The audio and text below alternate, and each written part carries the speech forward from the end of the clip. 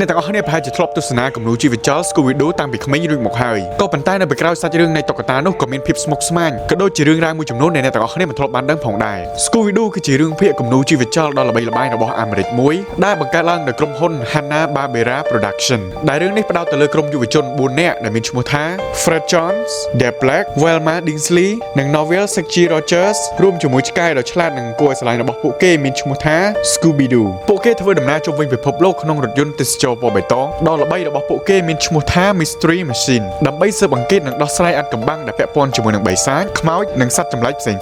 រឿងភាគនីមួយៗតែងតែដំណើរការទៅតាមទម្រង់ដដែលៗដូចជាការជួបនឹងបញ្ហាការស៊ើបអង្កេតនិងការលាតត្រដាងការពិតតុក្កតា Scooby-Doo ហាក់ដូចជាសាមញ្ញសម្រាប់យើងព្រោះវាគ្រាន់តែជារឿងកម្សាន្តដែលក្រុមក្មេងៗចាប់ខ្មោចខ្លាំងៗតែប៉ុណ្ណោះក៏ប៉ុន្តែនៅពេលក្រោយសាច់រឿងគំនូរជីវចលមួយនេះក៏មានភាពស្មុគស្មាញនិងចំណុចមួយចំនួនដែលអ្នកទាំងអស់គ្នាមិនធ្លាប់បានដឹងផងដែរ1ភាពឈឺចាប់នៃការផលិតដំបូងរឿងភាគ Scooby-Doo ដំបូងដែលមានចំណងជើងថា Where Are You មិនមែនចាប់ផ្ដើមដោយរលូននោះទេក្រុមអ្នកផលិតបានជួបការលំបាកជាច្រើនដើម្បីបង្កើតគំនិតរឿងមួយដែលអាចទទួលយកបានពីអ្នកគ្រប់គ្រងទូរទស្សន៍ CBS ចំណុចទី1ការលំបាកក្នុងការកំណត់ប្រភេទរឿងចំណុចទី2ចំណងជើងរឿងរបស់ Scooby-Doo ដំបូងគឺមានឈ្មោះថា House of Mystery ចំណុចទី3ការផ្លាស់ប្ដូរឈ្មោះរបស់ឆ្កែកាលពីដើមឡើយឆ្កែនៅក្នុងរឿងគឺបានដាក់ឈ្មោះថា Thomas ហើយក្រោយមកឈ្មោះនេះបានផ្លាស់ប្ដូរទៅជា Scooby-Doo វិញបន្ទាប់ពីអ្នកគ្រប់គ្រងស្ថានីយ៍ទូរទស្សន៍បានឮចម្រៀងរបស់ Frank Sinatra ដែលមានពាក្យ Doobie Don't Be Do ក្នុងបទ Strangers in the Night